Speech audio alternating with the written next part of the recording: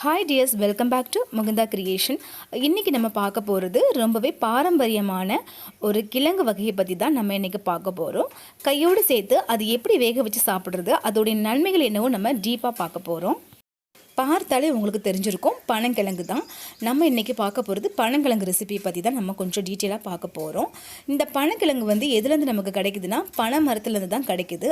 அதாவது பனை மரத்தில் காய்க்கக்கூடிய பனங்காய் மூலமாக தான் நமக்கு கிடைக்குது. எப்படி கிடைக்குதுன்னா, அந்த பனங்கானா வேறு எதுவுமே இல்லைங்க. நம்ம நொங்குலாம் சாப்பிட்றோம்ல, அதுதான் பனங்காவாக ஆகுது. ஃபஸ்ட்டு நொங்கு வருது பனை மரத்தில், அந்த நொங்கு பனங்காவாக நமக்கு ஆகிடுது. பனங்காவை நம்ம என்ன பண்ணுறோன்னா மண்ணில் விதைச்சிடுறோம். 3 மந்த்து கழித்து அதுக்கப்புறம் பார்த்திங்கன்னா அது பனங்கிழங்காக மாறிடுது. மண்ணுக்குள்ளே தான் அந்த கிழங்கு விளையுது. இப்போது நமக்கு சுகர் பேஷண்ட்டுக்கெலாம் மண்ணில் விளையிறது ஆகவே ஆகாது சொல்லுவாங்க. அது மற்ற கிழங்கு தான். பட் பனங்கிழங்கு அந்த மாதிரி கிடையாது. சுகர் லெவலை ரொம்பவே ரெடியூஸ் பண்ணி அவங்கள நார்மலாக ஆக்கி விடும். இந்த பனங்கிழங்கு யார் வேணாலும் சாப்பிடலாம், அவ்வளோ நன்மைகள் இதில் இருக்குது. இந்த கிழங்குல நார் சத்து அதிகமாகவே இருக்குது. அதனால் கான்ஸ்டிபேஷன் பிரச்சனை உள்ளவங்க ரெகுலராக சாப்பிட்டு வந்தீங்கன்னா உங்களுக்கு சீக்கிரமாகவே க்யூர் ஆகிடும். அது மட்டும் இல்லை, இரத்த சோகை உள்ளவங்க இந்த கிழங்கு சாப்பிடும்போது உங்களுக்கு அயன் விட்டமின் நல்லாவே கிடைக்குது. உங்களுக்கு பிளட்டும் சீக்கிரமாகவே ஊறிடும்.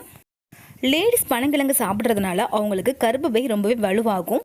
இந்த கிழங்கு நம்ம உடம்புல உள்ள ஓவராக இருக்கிற ஹீட்டை கூட ரெடியூஸ் பண்ணுறதுக்கு ஹெல்ப்ஃபுல் பண்ணுது. அது மட்டும் இல்லாமல் நமக்கு நோய் எதிர்ப்பு சக்தியை ரொம்பவே அதிகப்படுத்துது. பலவிதமான சத்துக்கள் நமக்கு இந்த கிழங்கு சாப்பிட்றதுனால ஈஸியாக கிடச்சிருது. வாங்க இந்த கிழங்கை எப்படி க்ளீன் பண்ணிவிட்டு வேக வச்சு சாப்பிட்றதுன்னு பார்க்கலாம். நீங்கள் நம்ம சேனலில் ஃபஸ்ட் டைம் பார்க்குறவங்களா இருந்தீங்கன்னா சப்ஸ்கிரைப் பண்ணிவிடுங்க. ரைட் சைடில் உள்ள பெல் ஐக்கன் கிளிக் பண்ணிவிட்டு ஆல் ஆப்ஷன் செலக்ட் பண்ணிட்டீங்கன்னா நான் ஃபர்தராக வீடியோஸ் அப்லோட் பண்ணும்போது உங்களுக்கு இமீடியட் நோட்டிஃபை ஆகும். இந்த ரெசிபி உங்களுக்கு பிடித்திருந்தால் லைக் பண்ணுங்கள், ஷேர் பண்ணுங்கள், கமெண்ட் பண்ணுங்கள். பாருங்கள், பனங்கிழங்கு இப்படி தான் இருக்கும். இப்போ நம்ம அதை நல்லா க்ளீன் பண்ணிக்கலாம்.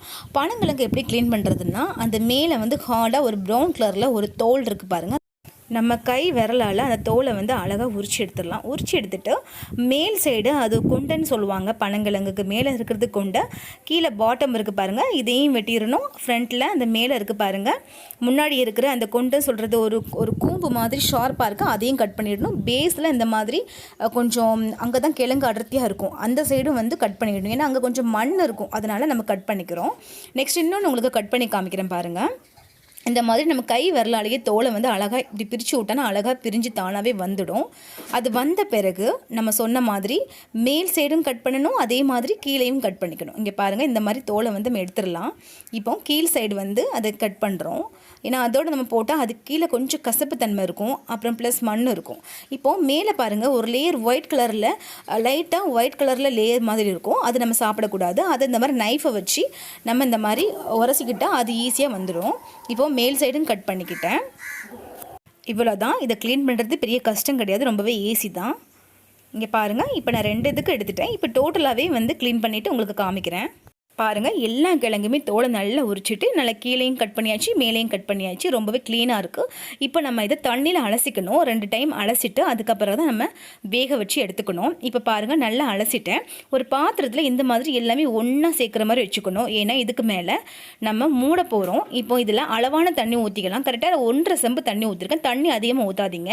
தண்ணியோட அளவு கரெக்டாக சொல்லணும்னா, அந்த கிழங்கு நம்ம உள்ளே வச்சுருக்கோம் பாருங்கள், அதுக்கு அரைவாசிக்கு மேலே தண்ணி ஊற்றக்கூடாது. அதாவது கரெக்டாக சொல்லணும்னா அந்த கிழங்கோடைய சைஸுக்கு அளவுக்கு தான் நம்ம தண்ணி ஊற்றணும். அதுக்கு மேலே அதிகமாக ஊற்றிடாதீங்க, கிழங்கு ரொம்பவே சதசதன்னு ஆகிடும். இப்போது தேவையான அளவு நம்ம உப்பு போட்டுக்கலாம். மஞ்சத்தூளும் ஒரு 1/4 டீஸ்பூன் அளவுக்கு போட்டிருக்கேன். ரொம்ப மஞ்சத்தூள் போட்டால் கசந்துடும் கிழங்கு. இதை நம்ம அப்படி ஓப்பனாக நம்ம வேக வைக்கக்கூடாது. இதுக்கு மேலே ஒரு மூடி மாதிரி போடணும். அதாவது ஒரு கண்டிப்பாக பானை மாதிரி தான் நம்ம மூடி வச்சுக்கணும். சில பிளெயினாக சில்வர் மூடியோ எந்த மூடியும் வைக்க முடியாது, அது தட்டும். இப்போ பாருங்கள், நான் விறகடுப்பில் தான் பண்ணுறேன். ஏன்னா இதுக்கு தீ அதிகமாக செலவாகும். ஒரு 1 ஹவருக்கு மேலேயே இது கிழங்கு நல்லா வேகும், அதனால தான் பண்ணுறேன். சில பேர் குக்கரில் பண்ணுறாங்க. பட் குக்கரில் பண்ணுறதுனால எனக்கு கரெக்டாக அதோடைய சத்து நமக்கு உடம்புல சேருதான்னு தெரியல. அதனால் நான் இந்த மாதிரி மேனுவலாக பண்ணுறேன். நல்லா வேகட்டும். வேகிறதுக்கு டைம் ரொம்பவே ஆகும், அதனால் தீ நல்லாவே நம்ம போடலாம்.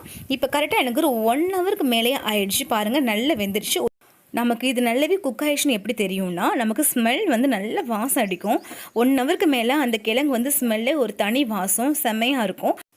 இப்போ கிழங்கை இறக்கியாச்சு. இப்போ பாருங்கள், உங்களுக்கு இதை எப்படி நான் உரிச்சு சாப்பிடணும்னு சொல்லி காட்டுறேன். இப்படி ஒரு கிழங்கு எடுத்துக்கலாம்.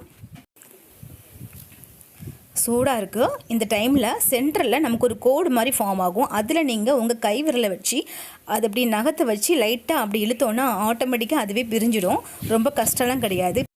நல்ல ஆவி வருது பாருங்கள். பட் சூடு அவ்வளோவா இல்லை, ஆவி வருது, உள்ளேருந்து தான் வருது, வெளி சைடில் இல்லை. இப்போது இது இந்த மாதிரி வந்து கட் பண்ணிவிட்டு அந்த நாரை எடுத்துடணுங்க. நார் நம்ம சாப்பிடக்கூடாது, வெளியே உள்ள நார். இந்த கிழங்கு உரிக்க உரிக்க நார் வந்துக்கிட்டே இருக்கும். அதனால் வந்து ரொம்பவும் சின்ன துண்டாகவும் உரித்து சாப்பிட்டா கூட உங்களுக்கு நல்லது தான். நான் இந்த அளவுக்கு உரிச்சிருக்கேன். நம்ம இப்படி கூட சாப்பிட்டுக்கலாம். அவ்வளோதாங்க. பனங்கிழங்கு வேக வச்சு சாப்பிட்றது ரொம்பவே ஈஸியான வேலை தான். இந்த ரெசிபியும் இந்த டிப்ஸும் உங்களுக்கு பிடிச்சிருந்துச்சுன்னா நம்ம சேனலை லைக் பண்ணுங்கள், உங்கள் ஃப்ரெண்ட்ஸ்களுக்கு ஷேர் பண்ணுங்கள், கூடவே நம்மளுடைய சேனலை சப்ஸ்கிரைப் பண்ணிவிடுங்க. தேங்க்யூ.